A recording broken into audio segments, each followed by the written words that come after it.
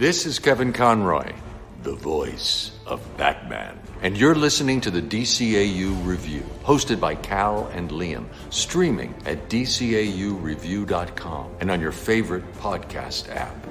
Now, America's most exciting and legendary movie hero comes to the big screen like you've never seen him before and faces his greatest danger, the Phantasm. I want you. Can't be too careful with all those weirdos around. In a soaring new full-length motion picture adventure, Batman, Mask of the Phantasm. Rated PG. Starts December 25th, only in theaters. Welcome, everybody, to episode 290 of the DCAU Review. I am one of your hosts, and with me, my good friend, good brother, the man that runs our social media accounts. It's Liam. Liam, as we've talked about all month long here, it's a very special time of year, not just because it's the holiday season. No.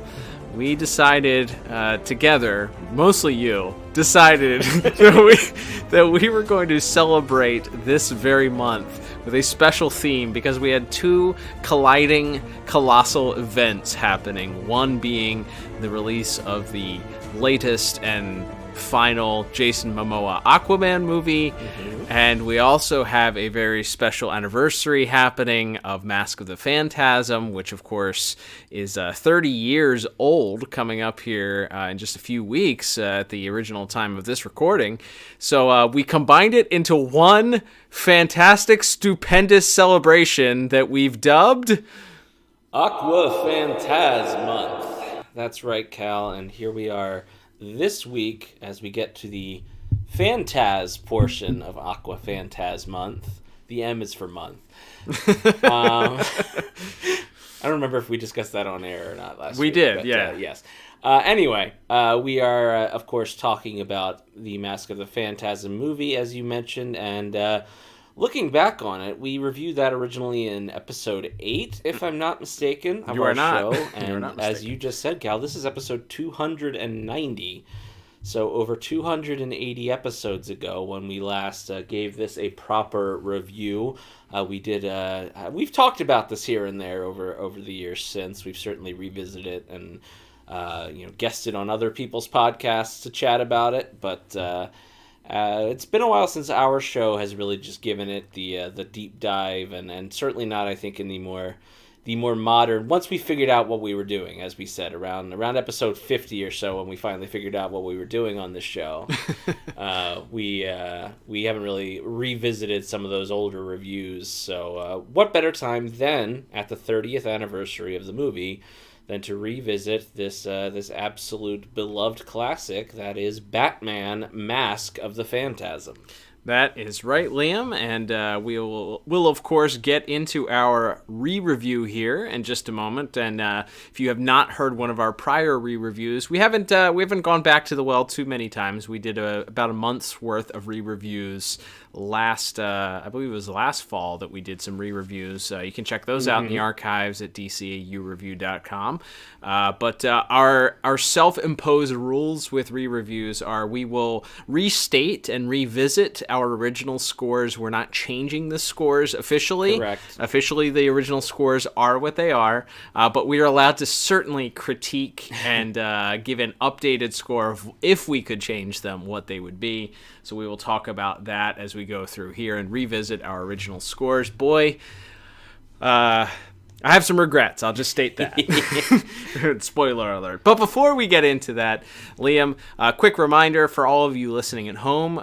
We would love your support for the podcast, and one of the easiest and best ways to do so is to leave us a 5-star review on Apple Podcasts. If you do so, and you leave a nice little blurb about it, and we end up reading it here on the air, we will send you a little thank you note and a little thank you gift if you're here in the continental United States. So No reviews this week for us, but we did have a nice little streak there for a while where we were getting some 5-star reviews there. So plenty of time to pick that back up if you want to send Liam and I a very special Christmas gift. That's one way of doing so. Head over to Apple and leave that 5-star review. Liam, before we get into our re-review here as we revisit some of the our 4 categories, and we will, of course, get the official IMDb movie synopsis in this case. It's not the episode synopsis. It's the IMDb Internet Movie Database, putting the movie in the Internet Movie Database in this case,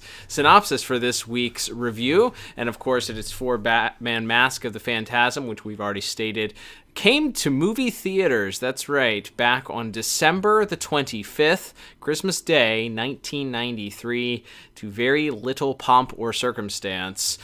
But meaning we are just about 2 weeks away here at the original air date of this episode from celebrating the 30-year anniversary of this movie's debut. Absolutely. So this is the synopsis for Batman Mask of the Phantasm, which was written by Alan Burnett, Paul Dini, Martin Pascoe, and Michael Reeves, and directed by Bruce Timm, Eric Radomski, Kevin Altieri, Boyd Kirkland, Frank Parr, and Dan Reba. In future episodes, we might get into the specifics of who directed what and what exactly a sequence director is versus a regular director, but we'll get to that down the road. But all of those people bringing with you, of course, with the score by the legendary Shirley Walker and animation by we actually had 2 of our studios. We had Dong Yang and Spectrum work on the animation for this week. And with all of that out of the way, the synopsis reads as such. Batman is wrongly implicated in a series of murders of mob bosses actually being committed by a new vigilante assassin. All right. I mean, not bad. I think you probably left some meat on the table there. That's like if you were in the olden days of a newspaper, if you were like looking up the blurb for what's new at the theater this week, that's probably about how many words you'd get to describe the movie. Obviously, I think we talked about this a little bit before we went on the air, Cal. I don't think this film, of all the things we will ever talk about on our show, if one thing doesn't need us to break down or recap the plot beat by beat, it's this movie. This is probably one of the most known and beloved and talked about pieces of media to ever come out of Warner Brothers Animation as a whole, much less the DCAU. But as a quick overhaul, just as a refresher, if you didn't have time to go back and rewatch the film before our episode this week, it tells sort of a dual story. We see the present day. There's this mysterious figure that's murdering mob bosses throughout Gotham City, who we find out as the movie goes on have sort of a loose connection to each other, and that connection is through this mysterious Beaumont family. And we find out not only the father, Carl Beaumont, who was sort of the finance man who was helping all of these mobsters launder their money, but not only that, but his daughter Andrea actually has a connection to Bruce Wayne, and specifically to Bruce Wayne before he was Batman. That's right. Yes, we get the true origins of Batman's past and how he came to be. One might say, to borrow a phrasing. But yeah, we learn a little bit about this, and this is all through several flashback sequences that come throughout the entire film. And in this case, there's some different things that trigger it. Bruce is having a party where he gets a drink thrown in his face by a spurned woman who reminds a bunch of other gaggling women that are guffawing all over Bruce. That he's the type to wine and dine you, but then once you're ready to settle down with him, he'll go ahead and forget your phone number.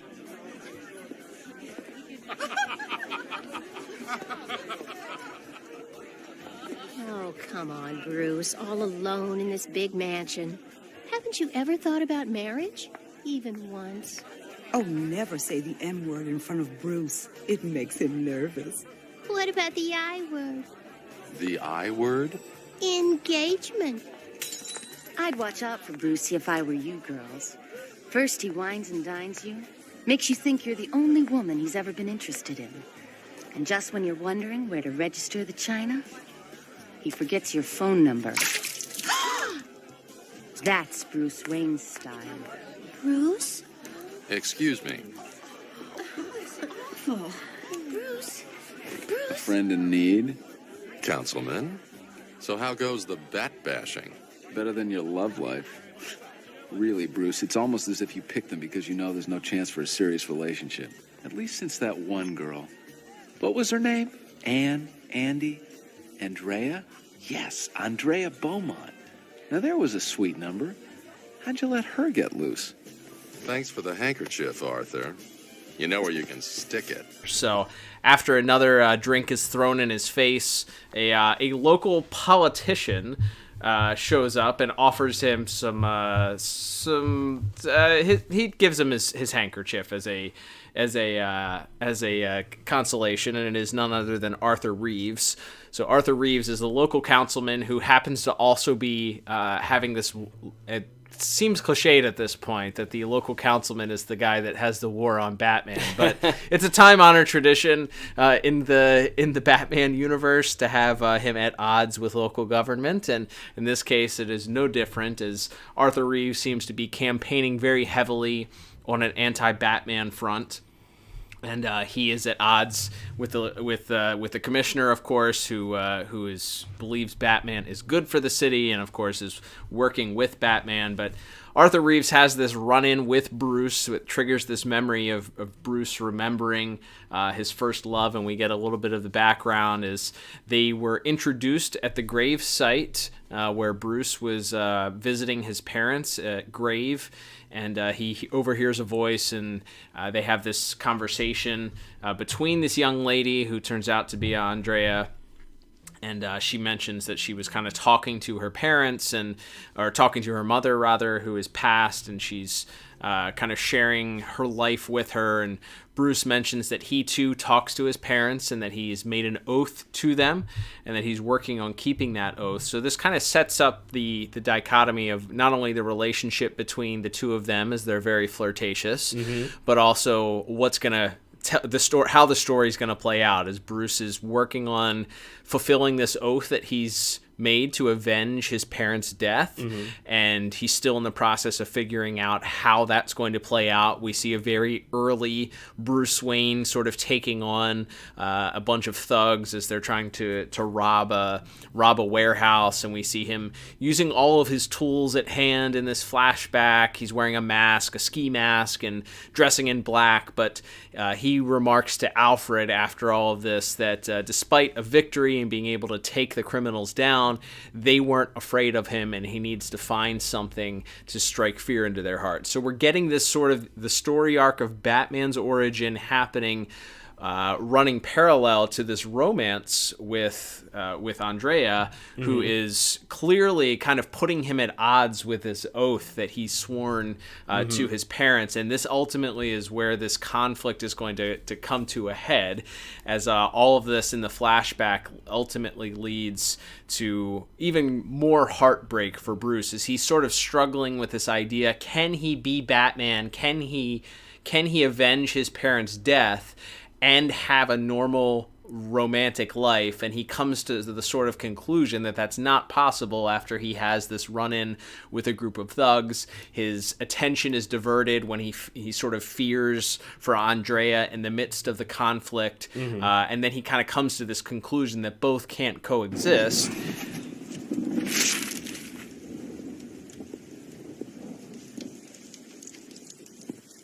What am I still doing this for?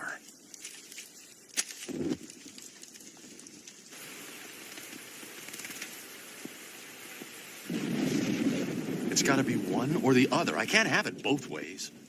I can't put myself on the line as long as there's someone waiting for me to come home.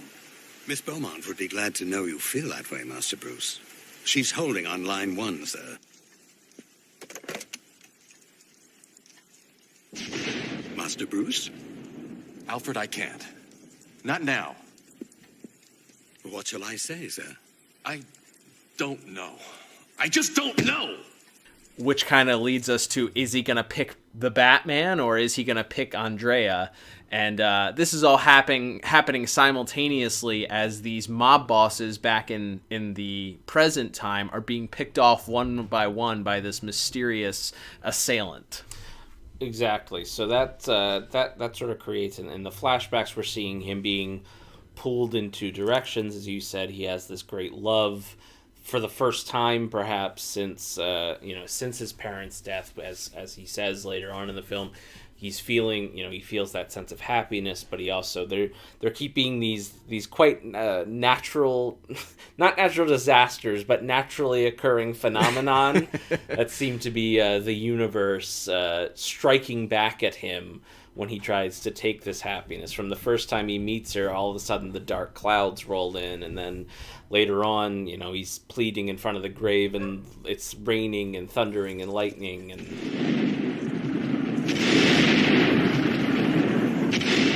it doesn't mean I don't care anymore.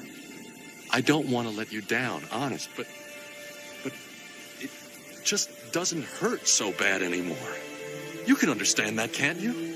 Look, I can give money to the city. They can hire more cops. Let someone else take the risk. But it's different now.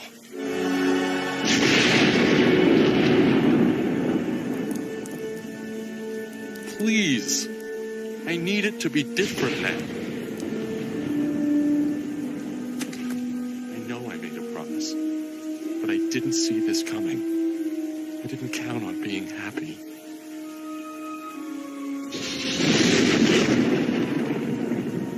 Please, tell me that it's okay.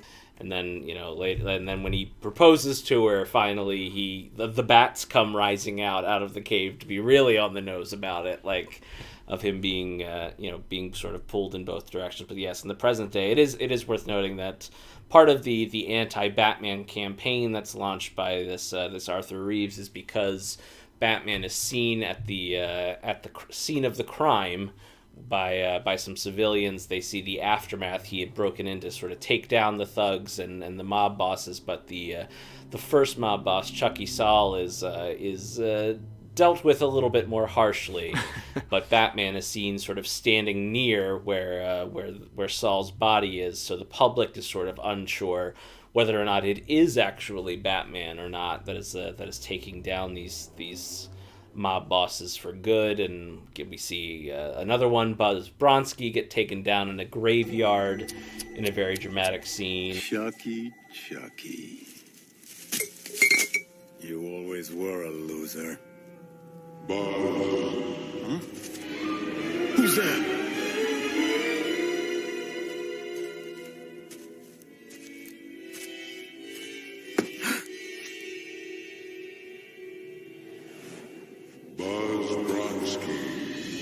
Your angel of death awaits. Get away from me, you freak!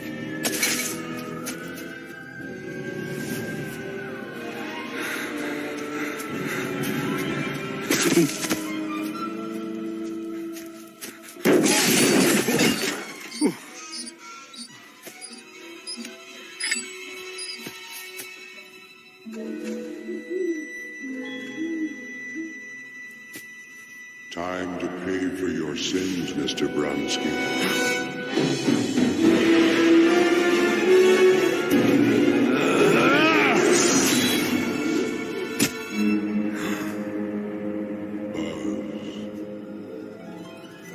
All right, creep. Catch this! What the? Jake! Go get it! Boys! Come on! He was up here! Boss! Boss! Boys, hurry!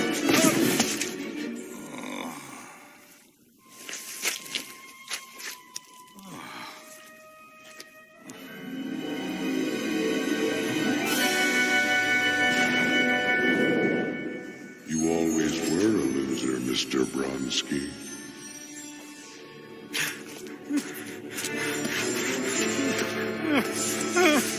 Farewell, Mr. Bronski.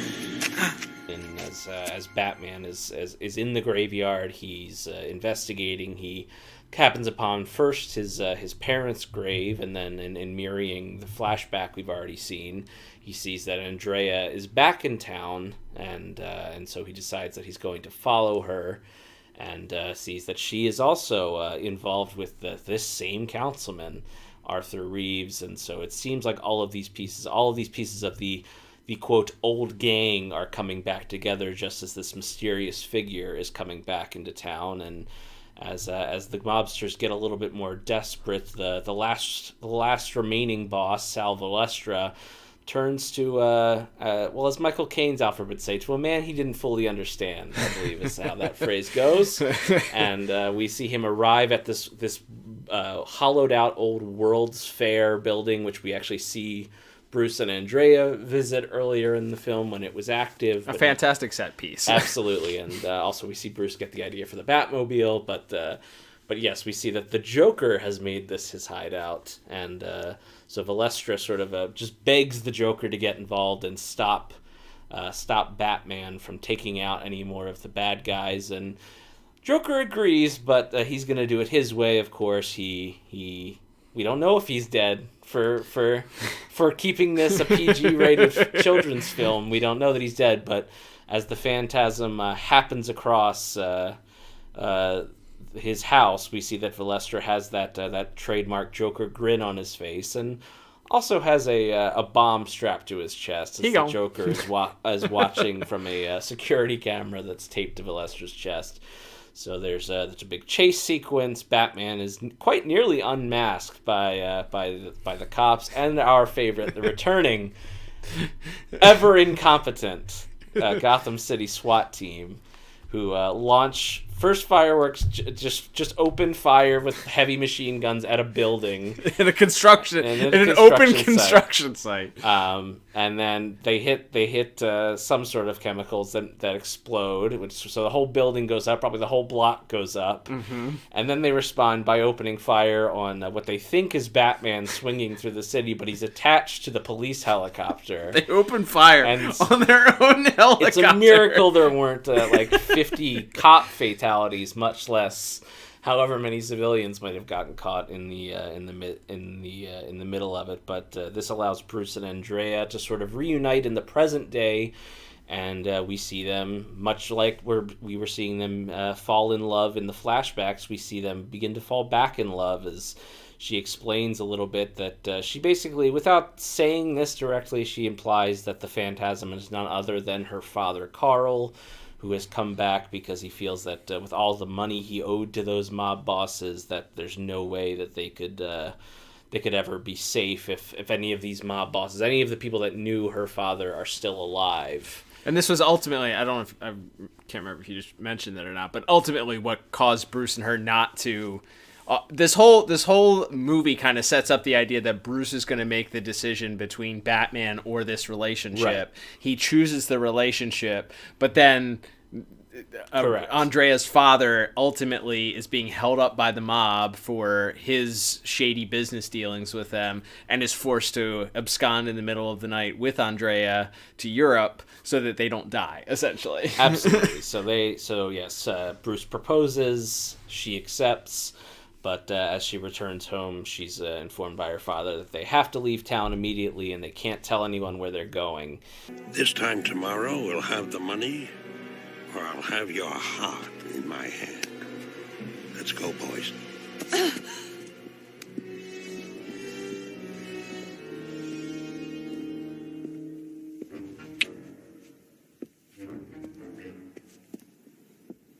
Dad, are you all right? Pack a suitcase. We've got to get to the airport now. What? But you said you'd have the money. It's not that simple. The money's tied up in investments. Could take weeks to free up. But I can't leave.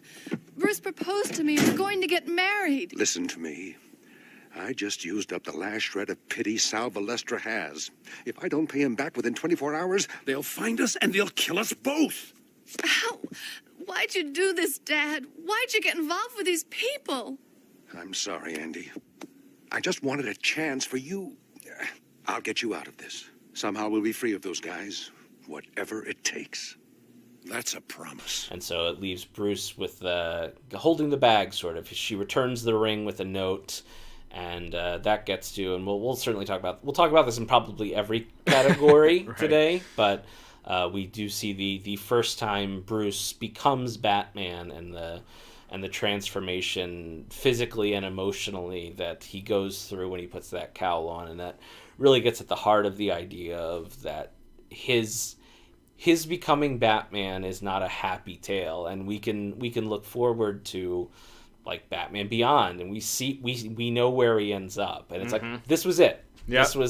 This is the sliding doors moment where it could have all been so very different for him, and but as she turns him down and disappears, he marches off into his destiny to become Batman, and so yes, as we get back to the present day, the Joker attacks Arthur Reeves and infects him with Joker toxin, and here we get sort of the reveal of what really went down, which is that Karl Beaumont had reached out to Arthur to try to help him cover their escape, his and Andrea's escape, and Arthur Reeves also, being an enterprising young man at the time looking to jumpstart his political career. No real-world implications here. Decided to sell out his former boss in exchange for some capital from these mobsters, and sold out Beaumont's location.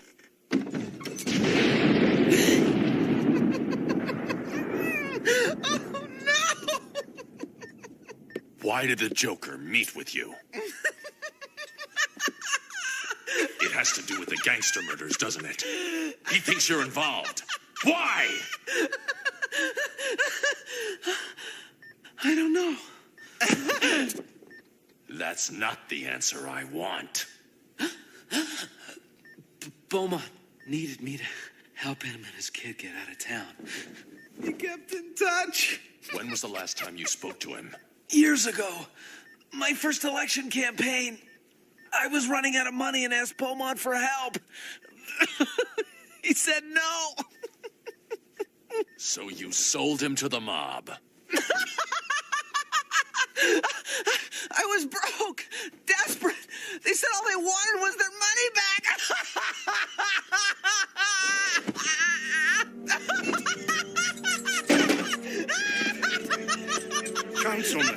Councilman, please.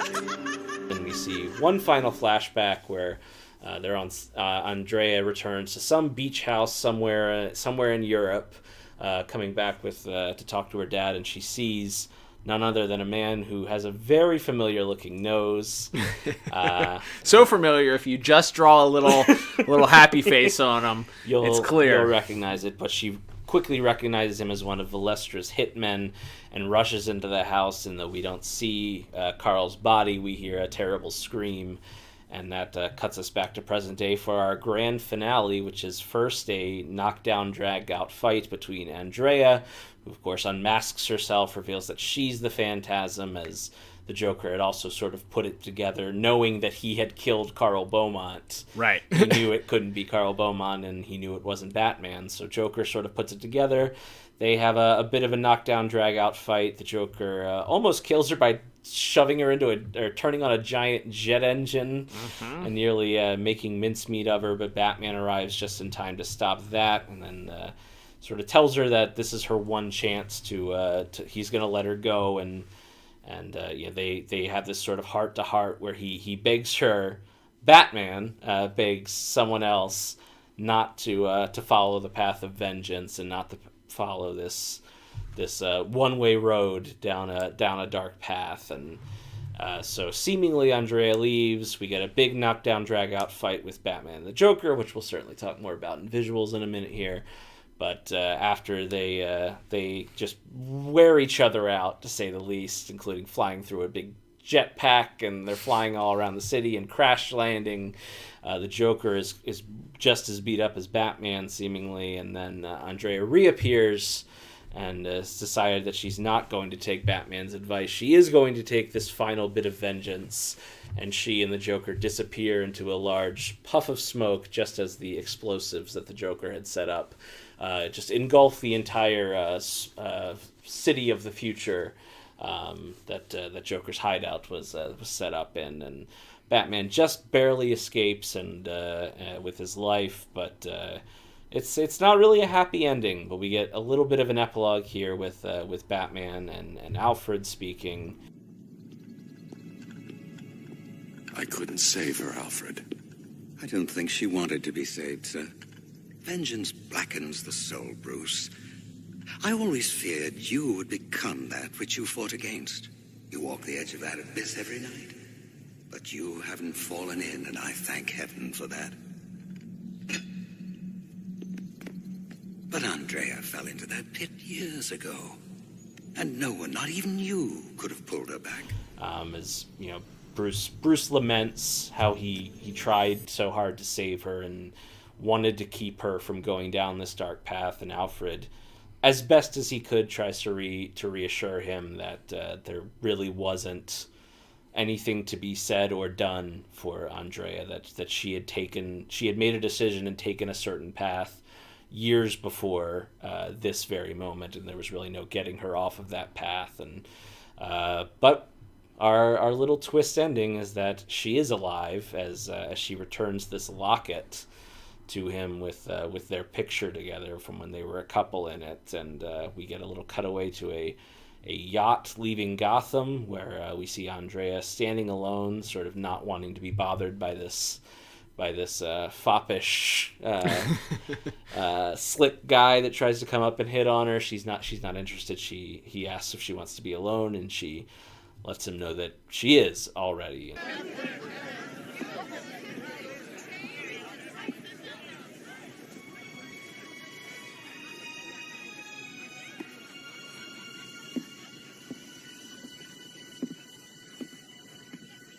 Quite a sight. Yes. I'm sorry. Do you want to be alone? I am. And then we get our last final shot of Batman sort of standing silently lamenting all of the events of the film, and also alone, poetically. Also alone, also looking out over the city, and then we see the bat signal in the sky, and as a wise man once said, the adventure continues. So yeah, that's where we end it here. It's not a happy ending for anyone involved, and that wraps up the recap here. So coming back to this, we were talking a little bit before we went on the air. Let's set the table here. As we said, this was episode 8 that we reviewed this, so 282 episodes ago. Right. Plus bonus episodes, not even counting those bonus episodes. So 5 years. Over 5 years. Almost 6 years.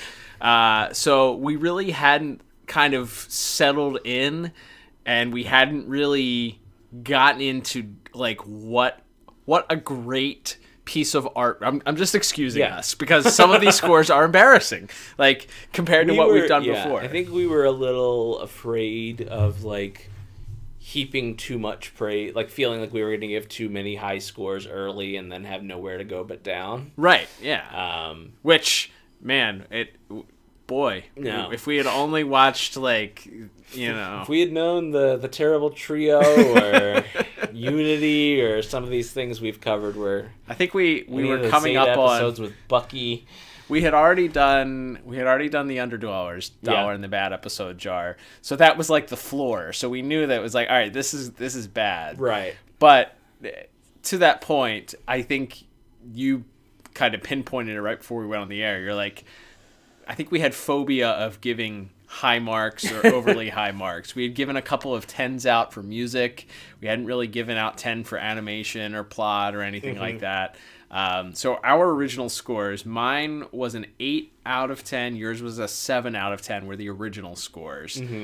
I think I would bump this up to a 10 looking in retrospect.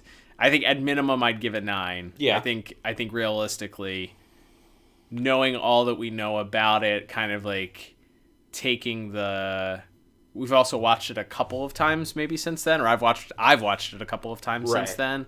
So I think just knowing what we know, and some of just in the last 5 years, some of the absolute garbage that has been put out when it comes to DC properties. Not directed at any one project or anything, but just The Flash. Yeah, right. Some of the movie. The movie. Record. Yeah, the show's yeah. fine. The show is fine. I think writing a good Batman movie, this makes it look so easy. Yeah. Like that ultimately is what I've learned from reviewing this multiple times now, or looking at this multiple times in the last 6 years, is that this movie makes it look very easy, but somehow a lot of times in recent years it's become very difficult for people on how to write. So maybe it's because this is so good, this is the high standard that we look to. I mean, Matt Reeves' Batman movie, we both loved that. That was really good. It took some elements from this and the animated series and stuff like that, and I think has done the best to adapt that into a live action.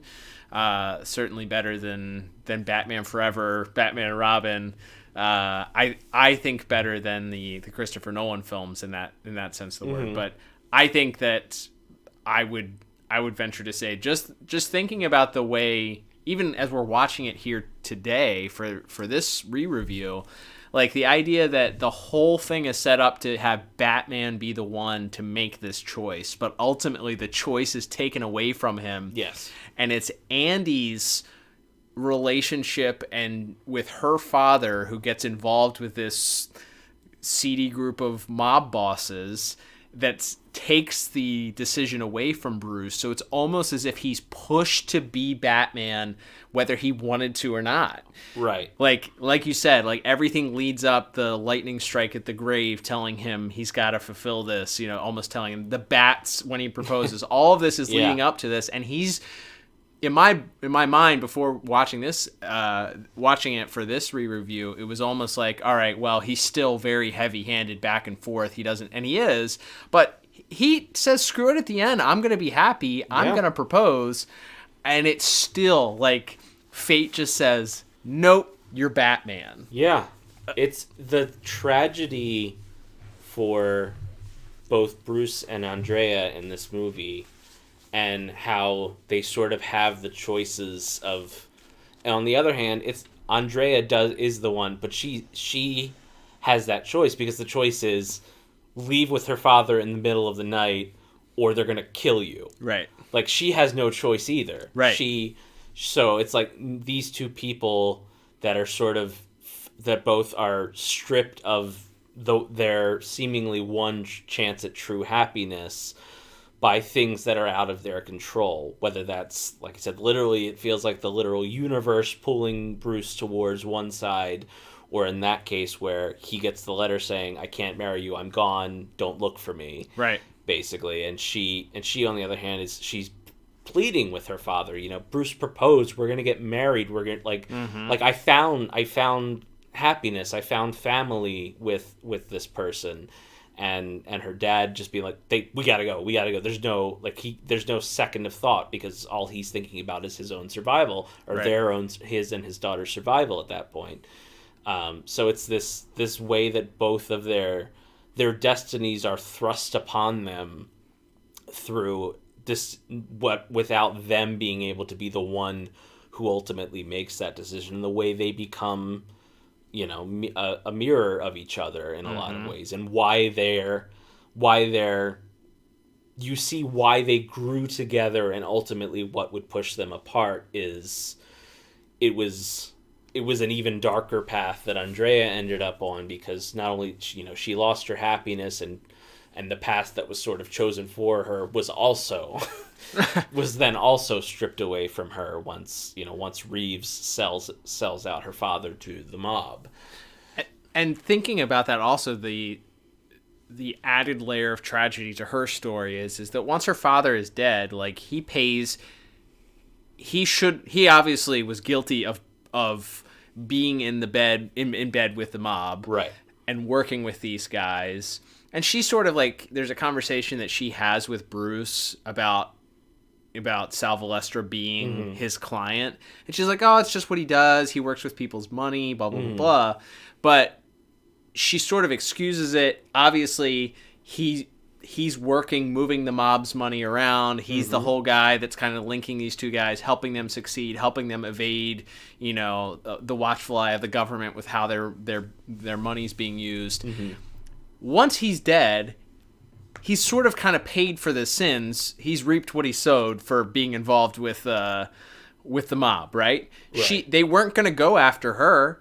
She was free to live. She jumps back in and decides that her life is going to solely revolve around seeking vengeance, which is why we get that "what will vengeance solve?" Yeah. She could have left that all, come back to Gotham at that point. And based on the interactions that we see with her and Bruce, where Bruce is once again thrust into this, what do I do? Do I stay Batman? We're very much still in love. Like, what do I do now that she's back here? He definitely gives that a thought. So if she gets in her own way again by seeking vengeance and prevents them in her tragedy from being able to kind of have this resolution of happiness, she sort of takes the burden of her dad's involvement with these guys on, and it causes her to have a tragic ending. In her zeal, perhaps, to finally be the one who has the agency to take control for the first time since all of these decisions were made for her, from leaving to her father then being killed. Like you said, she could theoretically go back and start a new life, but she wanting to have that control, feeling like everything else in her life is gone. Her mother was already gone, obviously. As far as she knows, she doesn't know that Bruce is Batman until she comes back to Gotham. So as far as she's concerned, Playboy Bruce Wayne has moved on with his life. And so she feels like she has nothing but... the only way she can take her own, she can feel like she has power, she can feel like she has agency in her life now, is to exact revenge on these people that hurt her and hurt her family.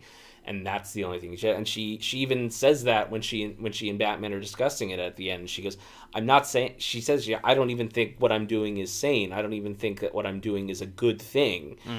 But it's all I have. It's all she is now is this rage and hurt and this this horrific trauma that she's been through is all that is left of her at that point. And it is really tragic, and that comes down to that final conversation that Alfred and Bruce have in the Batcave at the end, when Alfred, I think, very matter-of-factly points out that you guys aren't that different. You could have ended up exactly like how she was, just completely consumed by rage and vengeance, but Batman hasn't. He, for whatever reason, whether it's Alfred's influence, whether it's his sense of morality instilled by his parents, whether it's his relationships with Commissioner Gordon and Robin and whoever else in his life, whatever it was able to pull Bruce back from that abyss, as Alfred says. But Andrea didn't have that. There was no one else to pull her out of that abyss at the 11th hour, and so all she has left is this rage inside of her, and so that's what she decides to do with it, and that's what creates this beautifully tragic ending to this story. Is just that there isn't even Batman, even when she does re-enter, when Bruce does re-enter his life and she finds out that he's Batman, and it feels like they could begin again and create a life with each other, it's just too late. She's just too far gone into this world of vengeance, as they say. And yeah, it's such a downer ending, but it is, I think, a great idea of looking at how tragic in some ways Batman is. We all know the origin story. We've seen it in every movie. We all know that, except this one. We didn't see it in this movie. They do avoid the alley and little Bruce seeing his parents get shot. But we all know that. We all know that there's tragic elements of Batman, but it feels like it's always, in a lot of it always feels like, okay, he had the tragedy, then he became Batman. It's no, one of the great tragedies of Bruce Wayne's life is becoming Batman in a lot of ways. And again, we know this because one day he ends up alone in his house with a dog and nobody else. Right. Like, that was so that really struck me watching this now. And obviously when they were making this in 1993, they didn't know they were going to do Batman Beyond and that Bruce was going to end up old and alone in a house by himself. But it struck me as that it's like, oh no, that was it. Right. That was the one time where this version of Bruce Wayne at least could have been anything resembling a normal or happy person or you know, a well-adjusted adult. And you see that, and we'll talk about this probably more in visuals and voice acting too, but you see that in the way that Alfred reacts to it. Like, he so tries to push Bruce towards her, both in the flashbacks and when she comes back, in present day. He wants, more than anything, he wants Bruce to be happy. He wants Bruce to see some sort of life for himself outside of Batman. And the look of horror on his face when he hands him the cowl and he turns around and looks at him, like it's this tragedy also for this parental figure in Bruce's life, as he, even though Alfred's not a huge player in this, you do feel in those moments of him just wishing, you can see the pain of Alfred, the pain of a parent or a parental figure being unable to take the pain away from their kid. Like, and I think, and to that point, I think that's why that conversation at the end, Alfred talking to Bruce about how there's nothing that he could have done to change or to save, is Alfred also talking to himself. Yeah. He couldn't do anything to change Bruce. He does spend an awful lot of time encouraging, reminding Bruce, even at the end where Bruce is where Andrea comes back into his life and he's like, I don't know what to do. Alfred reminds him, he says, your parents would have wanted you to be happy. Yeah. That's what that's the theme that he continues to have, the conversation that he continues to point back to, is that he sees happiness in Bruce with this woman that he's never seen since his parents have died. Mm-hmm. And he's begging, he's trying to pull Bruce back from that dark area, to pull him back in, and there's nothing that Alfred can do to kind of pull him. His focus becomes letting him not fall in the dark abyss that he talks about in that final conversation, right? He's gone to the acceptance piece where Bruce will not be anything other than Batman. So that conversation that he has with Bruce at the end is a little bit, I feel like, of self-therapy, and that realizing there's nothing you can do to make Bruce accept happiness. Bruce has to decide that for himself, and he recognized that Bruce a long time ago decided happiness wasn't for him. It's this oath that he made to his parents, and that's the focus. So there's a little bit, I was going to say, and expanding even further out, it's like mirror that scene to Bruce in Robin's Reckoning, talking to Dick Grayson in the bedroom, where he tells him there's nothing either of us could have done. And, the hurt never stops, but it'll get better for you. Like, you see Bruce being able to try to reach out to people throughout, whether it's Andrea in this film, whether it's Dick Grayson, whether it's Harvey Dent, like where we see him try to give the peace of mind to others that he can't give himself. Yeah. And on the same side, you see Alfred then being the one trying to give that same peace of mind that's eluded Bruce to him, that perhaps Alfred will never achieve for himself for, not being able to keep Bruce from going down this path in the first place. So like the layers of someone trying to help someone while knowing that you really can't help yourself in the same way, I think is very, again, you talk about something that has a lot of, even though it's in this crazy superhero world with explosions and clowns and, gas teleporting and whatever, like it's as real as it gets, like as simple and identifiable human emotion of seeing pain in someone else's life and working to try to make them whole while perhaps not being able to process that same sort of trauma or that same sort of regret or that same sort of sadness in your own life. Yeah. It's very relatable, and it's very understandable how we see these different generations trying to, protect each other while not really being able to solve those same problems themselves. So That all to say, yeah, I'd probably give it a 10 as well if I didn't say that. Obviously, like we said, we're not changing our scores, but we can disagree with our past selves. And yeah, I just think, like I said, I don't. For all the things we talked about, obviously the story credit is Alan Burnett. This was sort of his brainchild, but other writers like Michael Reeves and I know Martin Pascoe specifically, who has passed away, was specifically credited with all of the flashback sequences. So when one of the most quoted lines from this is "I didn't count on being happy," that's a Martin Pascoe line. I know this was a very a committee, a labor of love from all the folks involved in making this, but it's just all of these great writers and people with a real feel for the character. Like you said, after we've seen so many different versions of Batman, and Batman who uses guns, and Batman who does this, and Batman, again, there's none of them are a wrong take per se, but this version just being of really getting to who Batman is at the core. And also, I think that a mark that I would put to this, and also to the more recent Robert Pattinson, Matt Reeves one, is this movie's not afraid to have Batman be its main character. I think a lot of Batman films, because of how colorful and interesting the villains are, tend to focus on, the Batman 89, Jack Nicholson's the one on the marquee there. Like, Keaton is the second name on that poster.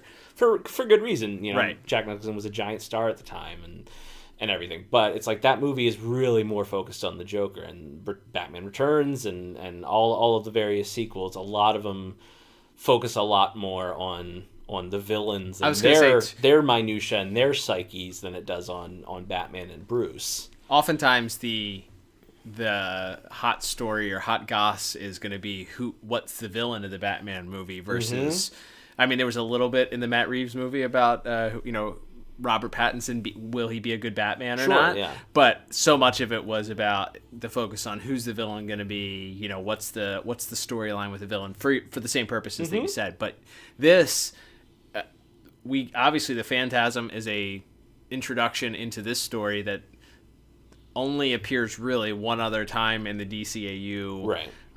Not including like tie-in comic books and stuff like that, and wasn't.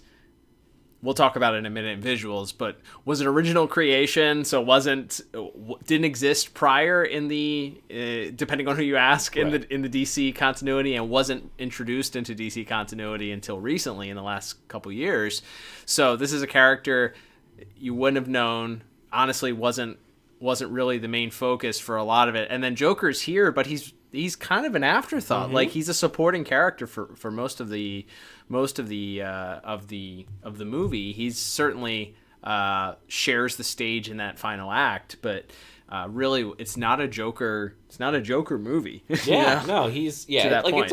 It's fun that he's here, because again, it's one of those things where, especially now looking back on this 30 years later, of course Mark Hamill's Joker should be represented in what is considered to be like one of the definitive pieces of this universe. Like, of course it's great that the Joker's here, but yeah, it's not his story. Like we said, he has this sort of tangential connection because he was this low-level mob enforcer, working his way up through the underworld at the time of the events of the flashbacks, and then he gets sort of sucked back into the world as part of that. But yeah, it's fun that he's there, but he certainly doesn't pull focus really at all. And then it's really, above all else, it's not afraid to really focus on Bruce and focus on Batman and where the line, which is always a very popular topic for people, what's the Kevin Conroy always spoke as an actor about how he saw Batman as the true personality and Bruce Wayne as this face that he puts on, and various people have different thoughts on that, I know, but it's interesting to see where we start to see those two things meld into one. Right. And like, obviously he does have this very boisterous, public face, as we see at the start of the movie, but where Bruce kind of begins to melt away, and that the Batman personality comes out of all of these tragic elements of his life, and it's just so. It's so good. It's really frustrating to try to come up with different ways to say this is good. This is really good, But that's really, I think, what struck me this time, and I'm sure we've touched on it before, but yeah, just the not being afraid to really just make this a character study of Bruce, and then allowing Andrea to be a darker reflection of what Bruce could have been, and like you said, the sort of the chain reaction of him trying to pull her out of it while Alfred tries to pull him out of it, and all of that is just wonderful. So I'm always like, well, if I were gonna nitpick things, maybe you could be like, well, maybe Andrea could have been more involved in that last fight, because she just kind of disappear for 8 minutes while the Joker and Batman punch each other, and then she just kind of comes swooping back in at the end. But honestly, that's just me looking for things to poke at, I feel like, this time. But yeah, I think on this most recent watch, I was just like, yeah, this is pretty perfect as far as a character study specifically of this Batman, also of the Batman we see in the show that we review every week, and that we see obviously later on go on to Justice League and all of that. But this is such an important chapter, and because, as I'm sure we talked about at the time, there is no origin episode of this series. You know, when we talked about On Leather Wings, he's just already Batman. Right. Everybody knows who Batman is. Yep. It's not a secret. And we don't know. He's there. He's in the cave. The first time we see him, he's reading the paper in the Batcave. Right. It's not established. We don't get to see any sort of grand reveal of Batman, really. So, I think all of that. So getting to see the Batman year one of this universe is also a lot of fun. So agreed. Yeah, there's just so much to dig into on something like this that we perhaps didn't fully appreciate at the time of our original review, but I think we've delved into it quite a bit now. Agreed. Yeah, I think we're almost at the time length of our first episode already. Here at the time it was like, this is our longest episode ever, it's 52 minutes, and here we talked for the plot for about 52 minutes. That was another thing we were scared of. We were like, we can't talk too much, people won't care about this. Right. It's like, who cares? All right, Liam, but that will be a good transition as we move on to animation and visuals. As you mentioned at the top, 2 different animation studios responsible, Spectrum and Dong Yang. And you can kind of see the different sequences.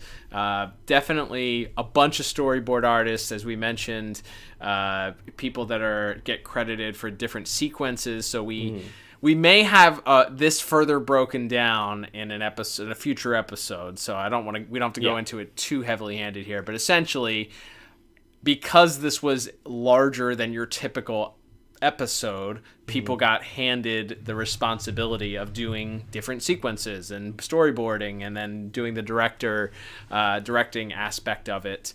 So that's why we have sequence directors and a bunch of names attached to this. And it was a good way to include and get everybody credits for the work that they're doing on this, instead of just slapping directed by Bruce Timm or whoever. So that's why we end up with so many kind of hands in the pot here.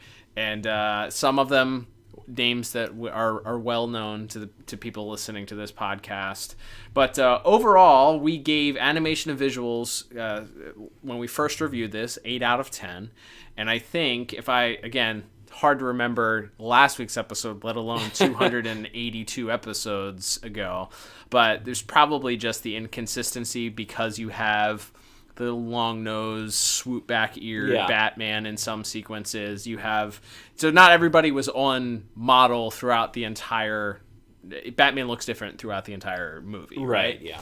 I don't think it was speaking down to anything as far as the action, how people looked overall, the different sequences. It's just for the sake of not rehashing things that we've talked about or perhaps will talk about. I think that there were just a couple of things that stood out to me as far as things that maybe I haven't noticed in rewatches. The way that the Phantasm moves in her sequences is just really, really done really, really well. The one sequence where she's running on the rooftops as Batman jumps out of the bat plane to try and take her down. I love that sequence. I love the one shot of Buzz and her in the in the graveyard, Buzz Bronski. There's this I pointed out to you. We watched it a couple of times, but the sequence, you hear her voice come across, and he's running away, and he's hiding, and he's got that pickaxe he's hanging with behind the wheelbarrow, and he pops up and he looks out and he doesn't see her, and then in very much invoking like visuals that you would see in a horror movie, they cut to just the sickle on her hand, and it does this rotation where you can see the way that she kind of manipulates it throughout. It does kind of rotate, but you just follow that rotate a little bit, and it's so spooky because the next shot is her kind of chopping the pickaxe in half. And there was some more subtle violence, I think, that I hadn't picked up before in the first interaction with Chucky Saul. She slices across his hand, and there's definitely a very observable cut that they didn't add blood to it. Again, they kept this a PG film, but you could see a pretty obvious gash from where she chops the gun out of his hand.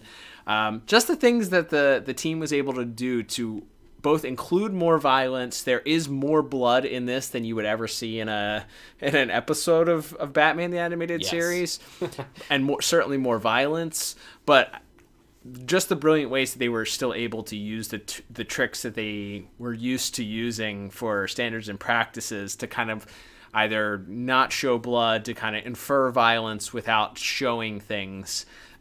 You mentioned the scene of Andrea walking in on her father's dead body. It's more horrific trying to picture what she walked in on versus actually them showing a dead body there. So some of the tricks and stuff like that, it's a fun movie to look at, especially now that they've done the 4K upgrades to everything. There is still the inconsistency just because there are so many hands. Characters look different from scene to scene. Right. Some of it in the flashbacks you could explain away as a younger versions of people, but Andrea kind of shifts her look in a couple of different scenes back to back. But overall, I really enjoy this. It's a fun thing to watch and look at. And even though there is that inconsistency, if you're watching it without sort of that critical eye, I don't think you would notice it. But because we are, that's the only thing. I think the only time where it's really noticeable, it's in that first scene where Saul and the rest of the mobsters are talking about their counterfeit bills or whatever. And Batman comes swooping in through the window. It's very clearly I think that's the Spectrum Batman, because he looks like that on Leather Wings, with the longer chin, the droopier nose, the longer swoop back ears, and then there's like it cuts to a close up of Batman, and and I don't know if this was a retake or how that works, or just because it's the first full image of Batman, we want to make this really iconic and really right off the model sheet, but then it gets super square jawed and very much like the original character design, and then we're back to Spectrum Batman for the rest of that sequence with the droopier nose and the longer chin and everything, and it's fine. But that's the only time where if it shifts within the same scene, then I do think that is a little bit distracting. If you're freaks like us and know that sort of stuff, it may not necessarily pop out as much otherwise. But again, that's kind of looking for things to nitpick. I love. You already touched on the Bronski sequence. The shot that stood out to me is after she knocks him into the grave, and he has this moment where he kind of takes a sigh of relief because it seems like Phantasm's disappeared, and then you hear the statue from the grave begin to fall over, and they just cut to this shot of Bronski, and his face is mostly in shadow. We just see these horrified eyes, and he's just clawing at the side of the wall. And again, you talk about images straight out of a horror movie. It's incredible, and then you cut up to the camera of the statue with the big sword falling directly towards the camera. Is just that. Yeah, that sequence is really, really stand out and incredible, and a good example, I think, of a marriage of what they were going for with those really early episodes where everything is black on black. There's so much shadow and silhouette used in this, but you can still see everything. Yeah. Whereas some of those really early Batmans, wow, they're really disappearing into the backgrounds here because it's so dark. Yeah. So this also, and again, that I'm sure the 4K remastering and recoloration probably helps with that to an extent too. But you still get that very moody noir, shadows, black on black look, but you don't necessarily have to strain your eyes to see what's happening on the screen either. So it's a good happy medium for that. And then the shot of like Phantasm pulling down the newspaper and you see Valestra's Joker smile is I thought really, really striking as well. And then the whole sequence where Batman's chasing the Phantasm through the city is quite good. I'm sure these are all things we touched on in our previous review, but yeah, it's really, really solid. Other than those what you could call inconsistent models of Batman, especially in this, there's not a lot that stands out to me. I know for a fact we've probably talked about this in our previous review and in what we'll be bringing you guys in the coming weeks here. But the bit where Joker is reaching behind him while he's getting wailed on by Andre at the end, and you see him feel the butcher knife, and then it cuts and he grabs the salami to hit her with instead, is like that. And that probably also goes back to writing. I'd have to assume that's a Paul Dini joke. Yeah, but just that's such a funny bit to put in there where the Joker is like, he could just, he could take a real shot at ending this right here if he grabs the cleaver, but he's like, not funny. Not funny. It's funny if I hit her with the sausage though. Yeah, he's really, that was another thing that I think I noticed in this is just some of the, between the faces, his interactions with Sal Valestra, the verbal sparring between him and Batman at the end, some of the puns that he uses and throws out. He's really funny. He's really funny in this. So, and that sort of just puts the bow on it that everything about this character is funny, including his decisions. Like, he goes for the comedy first. That's why he's the Joker. Absolutely. It's very understated for sure. Yeah. So as far as the score, maybe I would stick with like an 8 or a 9. But also, I mean, that sequence in the cave alone where he puts on the mask for the first time. Yeah. Which again is one of those scenes where I don't want to touch on it because we're going to talk about it in every other category too. Right. Because the music's incredible. Ephraim Zimbalist is incredible in that scene. So we're going to talk about it in each category. It feels like, but yeah, just that sequence of you. Completely cased in shadow, and you see Alfred sort of hand him the mask, and then he puts the mask on, and then you get, much like the show opening to the TV series, of the bat glare all close up and Alfred's horrified reaction to it. It's like, gosh, for that alone, I don't know how you could give it a 10 just for that scene, and it'd be hard to argue with you for it. So agreed. Yeah, there's a couple of those shots of the close up of Batman's eyes, kind of starting to squint that invoke that original sequence. One thing that I don't know that we talked about in the original review is sort of the disputed origins of both the story and some of the character designs for Phantasm. As I alluded to as we were talking about the story, Phantasm is technically a original character, but there is some dispute, depending on who you ask, as to whether or not this was based on the Batman Year 2 storyline, which actually happened in 1987. So obviously predated this, and that was a story by Mike W. Barr, illustrated by Alan Davis, Paul Neary, Alfredo Alcala, Mark Farmer, and some guy named Todd McFarlane. Never heard of him. But yeah, that was Detective Comics 575 through 578, which you can probably find on the wonderful DC Universe app. It's a wonderful app. It's a wonderful gift to give somebody this holiday season. There you go. But I can see it. Like, this is a person that has a sickle that they use, and there are some elements. There's the main Year 2 story, and then there's a sequel where the original the Reaper, who is this character that exists that as the villain of the story, his daughter comes back around and a new Reaper appears at the same time. So there's definite they share elements. Sure. To your point. But the official line. Right, the official line from Batman, everybody that's worked on Mask of the Phantasm is no collusion. No, they did not. This was not a reference that they used. They didn't lift anything from it. There's conflicting stories from other people claiming that they saw character designs coming, people that were working on character designs lifting directly from the year 2 comic books. So yeah, there's actually a good thread on the artist formerly known as Twitter by a friend of the show, John Trumbull, who's worked on a lot of he used to work on the old back issue magazine and is something of a DCAU historian, but basically discussed that Mike Barr claimed that he went to visit the office and saw people like basically writing and drawing while looking at a copy of Batman Year 2, which seems pretty blatant to do in front of the guy who wrote it. Right.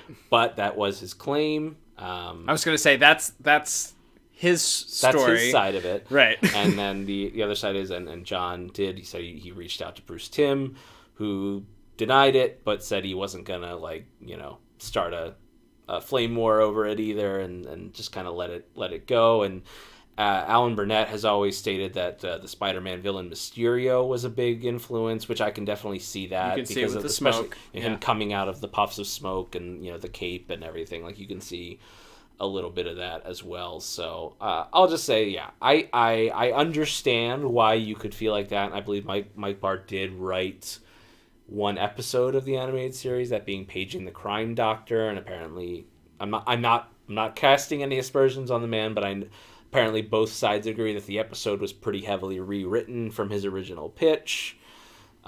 So it just seems like maybe he didn't have a great time working with that crew for whatever reason. People don't always get along for sure, especially when you're a creative and you have a specific idea in mind. So yeah, I can see. I would just say if they didn't have the same like Grim Reaper, if instead of a scythe she used a butcher knife or something, sure, would we be right? Would we be saying it right? Because the rest of it, there's no lost love from Bruce Wayne's past in Batman Year 2 that comes back and turns out to be the bad guy. Right? Like I said, there are certainly elements I can certainly see the comparisons. Like, it's fun as a fan to notice that and point it out. But as far as was there actual intent, was there actual lifting of ideas? Like I said, you can certainly say it's disputed.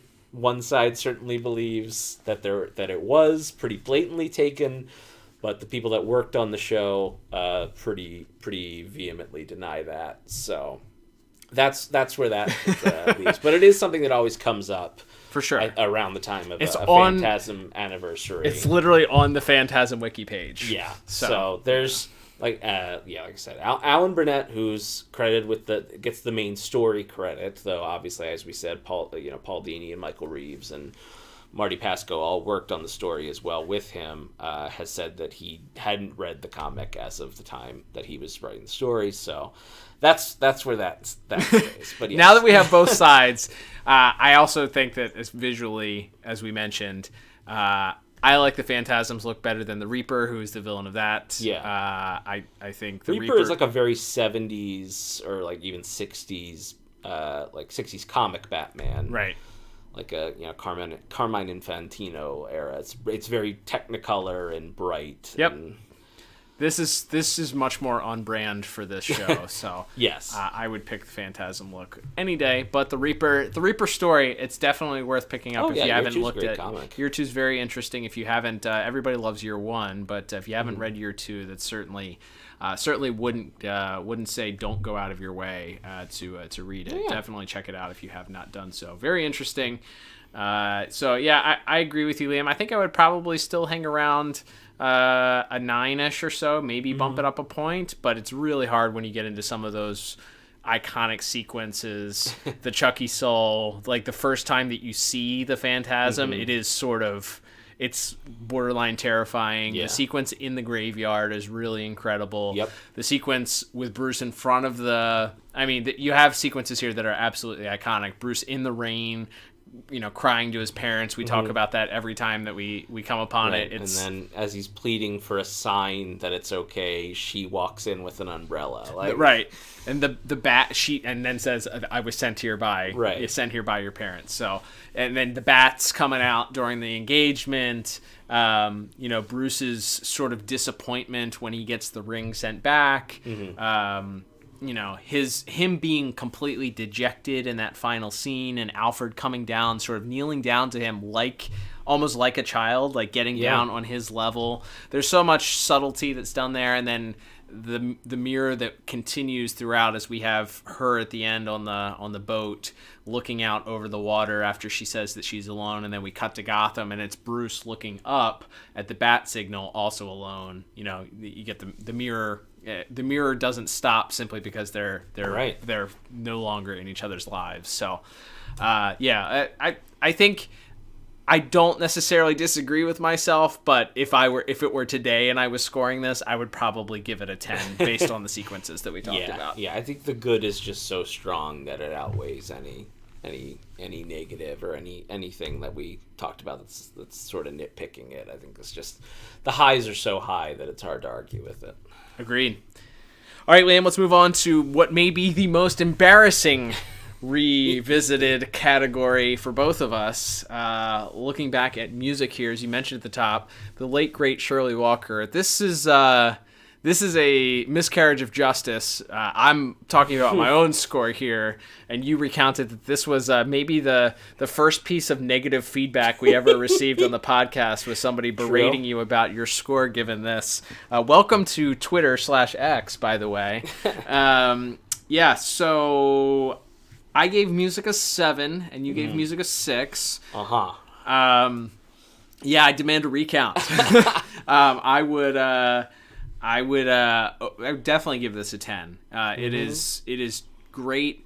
We remarked as we were watching it this time, the Joker theme is only used one time. They kind of revert to the piano theme that also appears in Jokerfish? I was say Jokerfish. Yes, definitely Jokerfish. When the newspaper's spinning, I think. Yep, for sure. It's more of a piano, and then later when the cat walks in and he's carrying the Jokerfish. Yeah, for sure. They revisit that same theme. But yeah, the traditional Joker theme is incorporated, but we get that more stanza of the keys played. Obviously, the late great Shirley Walker did an incredible job of doing a choral version of her Batman theme. Right, which has, I don't know if we've talked about it on our show, but what they are singing is the names of the crew who worked on the show, and and the other composers and musicians as well, I think. So they're singing. I think it's put backwards. She wrote them backwards or something like that. Yeah. And I like I said, we might have a little more on that later in the month. But just so a way to kind of give a little extra credit to everyone. But yes, that from the opening sequence over that. Oh, we didn't talk about the weird CGI city at the beginning. That is that's the only thing that doesn't age well visually in this. I feel like whatever they did with the 4K, it sort of, I don't know if they just increased the shadow or whatever. It does sort of, I mean, obviously you don't have it throughout. You don't have 2D animation, interacting on top of it. It is just sort of the swooping through Gotham at the beginning, and then, so I won't nitpick it as much, but you're right. It does. As far as 3D, they reused 3D animation in the follow-up to this movie, which was Batman Sub-Zero, far more heavily than they did in this, as they only did the opening sequence. But yeah, it does kind of, it's like, what is this? But you could argue it's just but yeah, who cares about what's on the screen, because you're listening to the beginning of that score with the the very strong percussion at the start as well. Drums, baby. And the way it builds up to that to that main Batman theme we're so familiar with, and the way it's played. I mean, again, we're going to talk about that same scene again, but when he puts the cowl on for the first time, the way it's played so somberly in that moment. You really get the sense of it being like what we've just been talking about for the first hour or so here, is of that the tragedy and the weight of of what this decision to put on this cowl means for Bruce, like the way the music tells that story in that moment, even though again it's the same piece of music we hear all the time but played in a way we've never heard it before, which is one of Miss Walker's great great skills as a composer was not only writing a piece of music but then being able to use it in so many different ways to invoke so many different emotions. Because again, we hear it again later, and it's very triumphant and it's very dramatic, and we hear it right at the very end. It kind of picks up tempo, and you get the drums going a lot faster as he sees the bat signal and he swoops off into action at the very end of the movie. So it's used in such a variety of ways to invoke different feelings and different emotions. For one piece of music to be used that effectively. I don't know if it still survives. On one of the soundtrack they released, there's like a 10-minute like kind of interview with Shirley where she talks about specifically the Batman theme, and like I think it's called like Batman theme suite or something, 101 or something. I think it's still on YouTube, but just her talking, kind of playing the song and talking about how it can transition into this theme. It can do this. It can be played minorly here. We can move it up an octave here, and it's just like the way that what a brilliant mind she had. Absolutely. Again, we sing her praises every chance we get for good reason. She's the GOAT, but listening to how many different ways she used that one piece of music, that iconic Batman theme, over and over, and how different it felt each time you heard it is it's incredible. And that's just the tip of the iceberg, as you said. There's a lot of piano, there's a lot of other strings used in some of the flashback sequences before he's in that action sequence where he's in the ski mask before he's in the bat suit and he's trying to stop the robbers or whatever. Every scene that the Phantasm is about to kill one of these mobsters, it's just creepy, like mood setting choral organ, and things being used to talk about like invoking like silent film horror, like ghosts and vampires and things like that. Like yes, it's as far as just mood setting throughout is really incredible. Yeah, it's like I said, this is the one that we look back on and you're like, ugh, man, I don't know what I was thinking, other than the built-in excuses that we sort of addressed at the beginning, where we're like, we're not sure where to give a 10 yet. Like, what is it? Right. What is a 10? So yeah, I think for all of the things that you just pointed out, the overall scoring of an entire movie, the part that I think when we originally reviewed this, that we pointed out, the Joker laugh that we get with the as Andrea is holding him at the end when the final explosion goes up and he realizes that his death is imminent and he just throws his head back and laughs. Like the choral music played with the, I guess it's strings and horns and whatever else is going there, that just kind of, this intensity is increasing as the final seconds tick down to this bomb exploding and everything being engulfed. One way or another, it ends tonight. Goodbye, my love.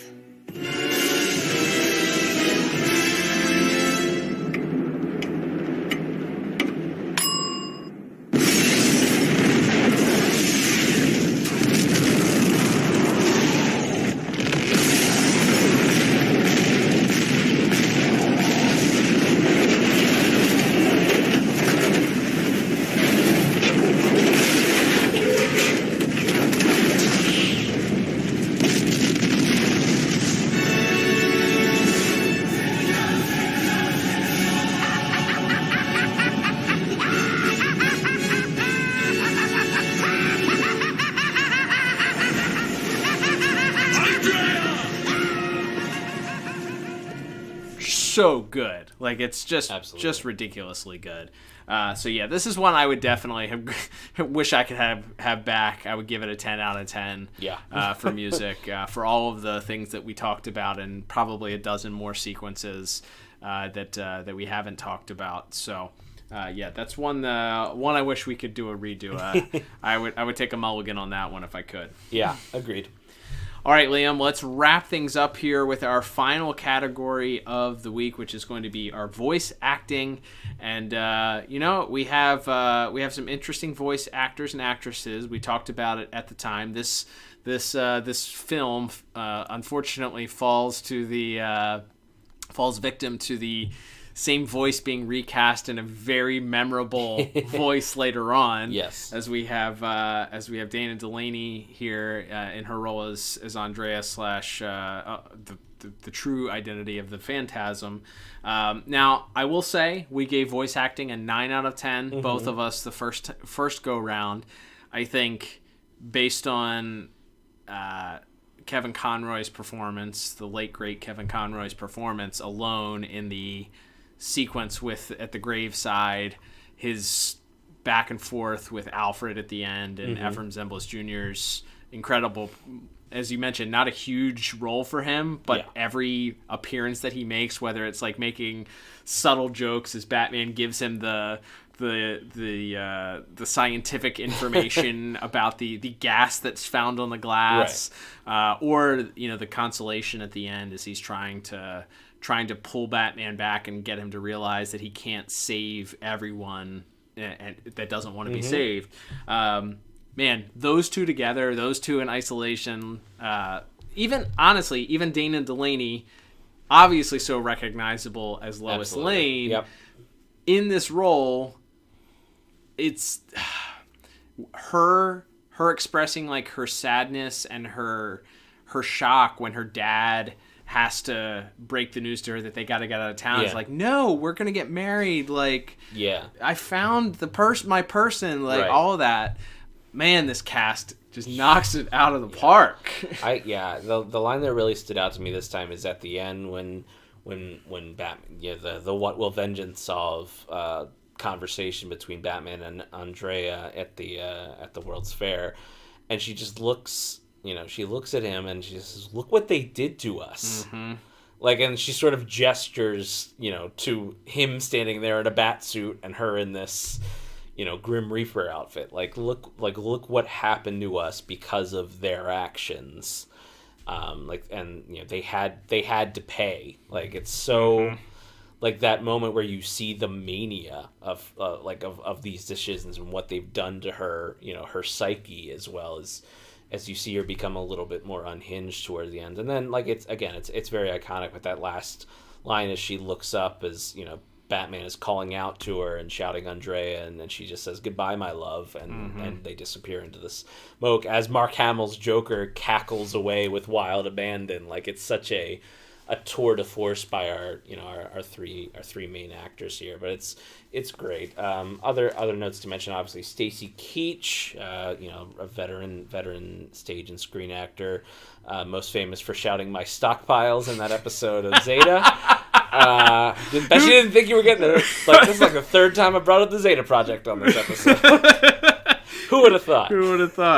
But him as the voice of Carl Beaumont, but also as the ghostly, echoey voice of the Phantasm, obviously is the mystery. That's something I also thought about. My thoughts are a little scattershot here, but they don't at any point try to convince the audience that Batman is the one killing these. You see the Phantasm immediately, right? But they do, I think, a pretty good job trying to put yourself in the mind of someone who hasn't seen this before, of making it, and obviously with it being voiced by the same guy, of making you think, oh, it could be Andrea's father. Yeah, up until the identity of who this person is really doesn't seem that important until you get the second killing and then the third killing, and then you kind of get more of the backstory of this mob group together. It's more about Batman's innocence, it feels like at first. It's you got to get Batman, they need to see that this is a different person in costume. But the motive for the person killing these guys, as that becomes more clear, then it becomes more interesting as to who the voice is and why, and then matching that up with, oh, this is the same guy. This is the same voice of the guy that was in the office. Now it makes sense. They're on the run. They ruined his life. He's got to kill these guys before they kill him. That makes sense. So yes, having him do the voice of the Phantasm, and that first opening like line of Chucky Saul is so good. Like I will never. I think I will be on my deathbed and remember Chucky Saul's name because of that.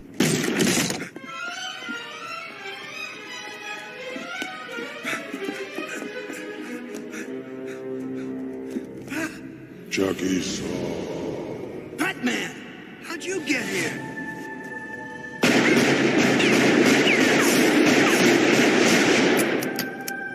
Your angel of death awaits. You ain't the Bat! Who are you? What do you want? I want you, Chucky boy.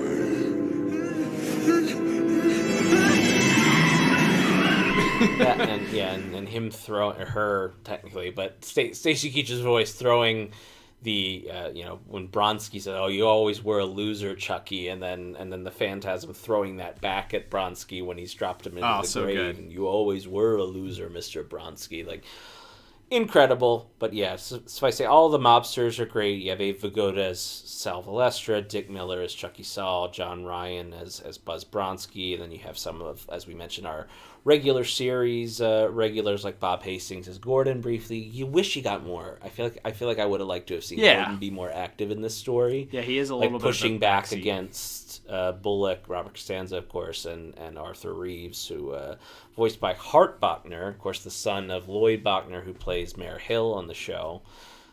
Who's is also just great slimeball. Just an absolute creep in the. And we won't go into extreme detail. Again, we keep alluding we have something really special planned for the rest of the month here, but his sequence in the bed after he's injected with the Joker toxin, and he's like stifling a laugh while saying "oh no" as he sees Batman come into his room is so good, man. Oh, I can't imagine the difficulty level of like trying to communicate fear and this like laughter at the same time.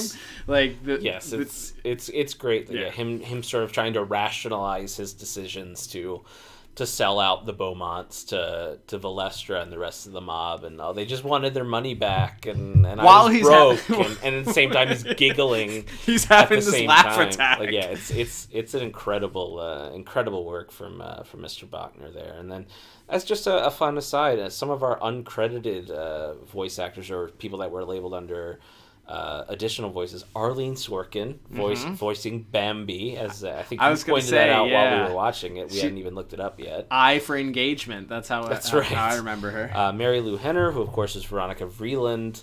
Not clear exactly. It doesn't look like Veronica who throws the drink in Bruce's face, but that's certainly Veronica's voice. Miss Henner there, as well as Jeff Glenn Bennett, who we talk about all the time on this show, as one of the the stalwarts of I think especially it feels like Warner Brothers voice acting. For sure.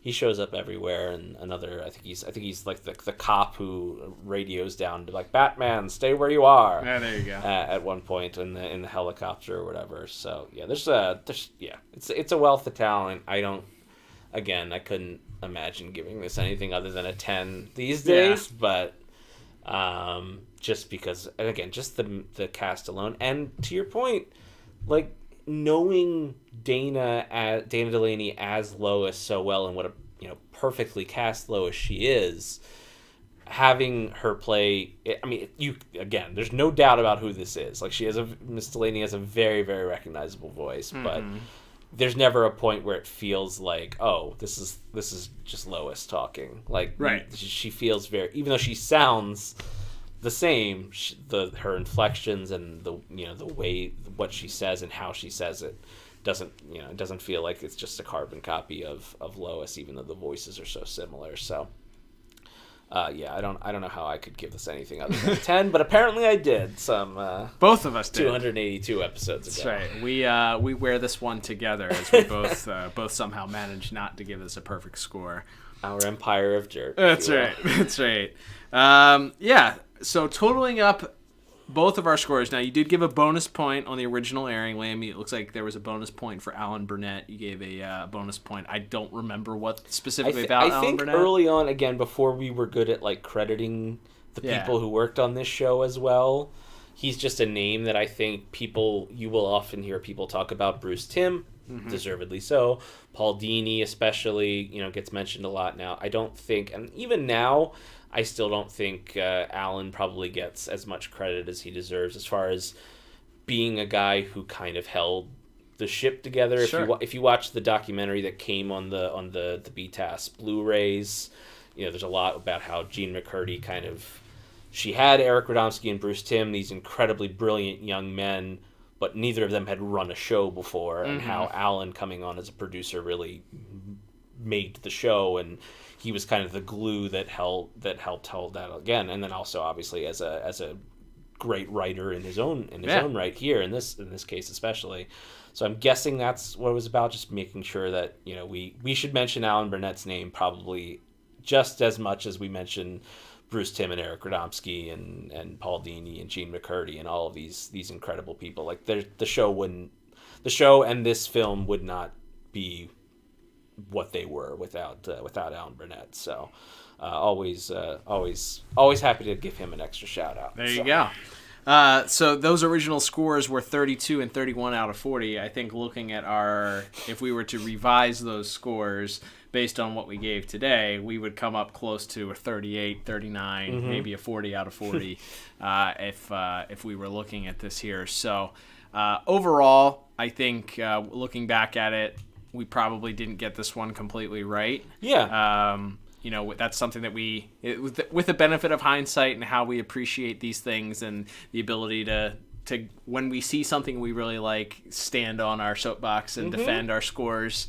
That's kind of where we are now. And if you don't like our scores, then you can come tweet at us, or post at us or whatever it's called now. So I think with the benefit of hindsight, clearly this remains one of, if not the best Batman film of all time. Yes. There's a reason why people point to that. We're certainly not the first, nor will we be the last to say that.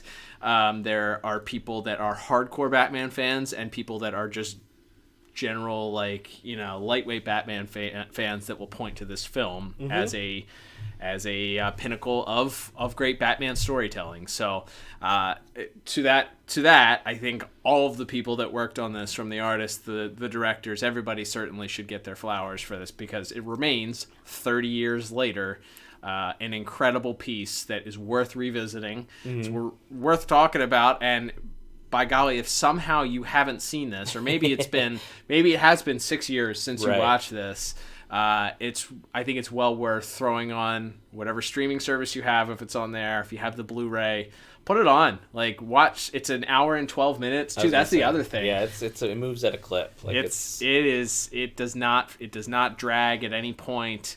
It's a great story overall around. It's a great thing to watch, listen to, all that. Yeah. There's a last thing I mentioned. We put up the clip on our Instagram this week. We may have touched on it in our original review, but there's a great clip of Gene Siskel and Roger Ebert talking about this film from their, at the time, was a syndicated show where they would just talk about the movies of the week that were coming out or whatever. And they actually talked about this, I think, just after Batman Forever had come out, so years after it had been in theaters.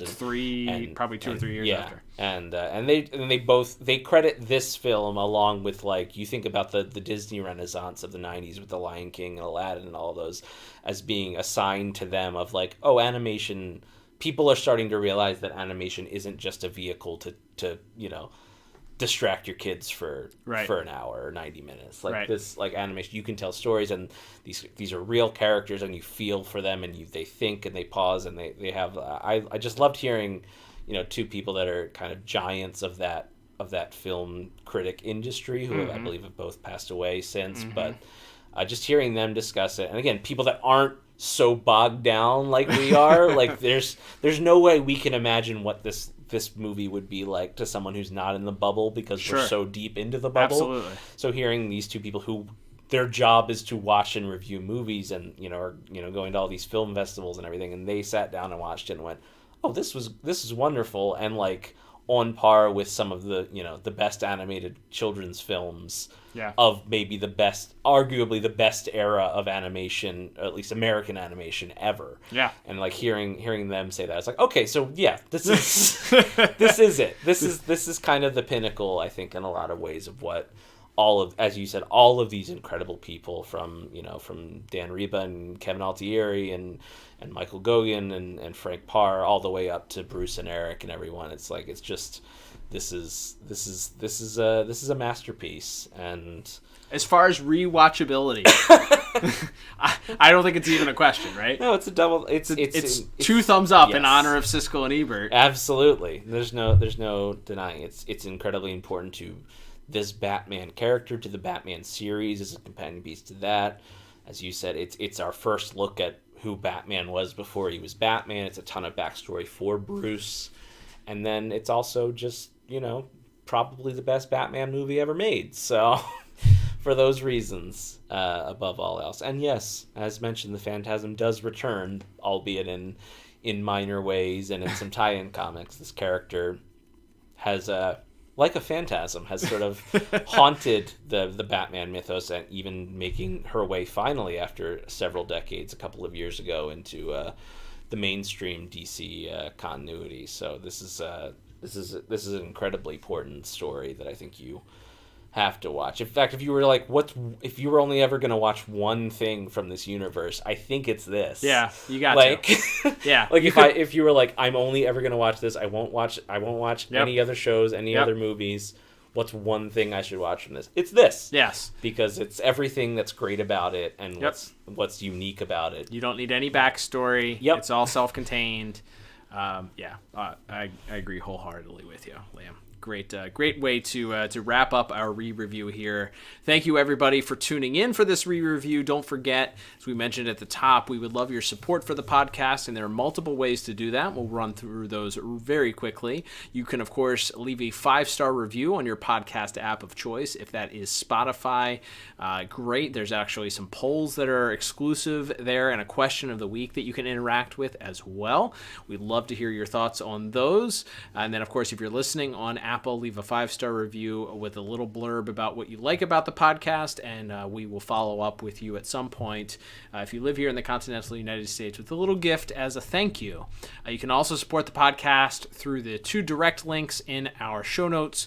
One is a direct link to support the podcast monetarily.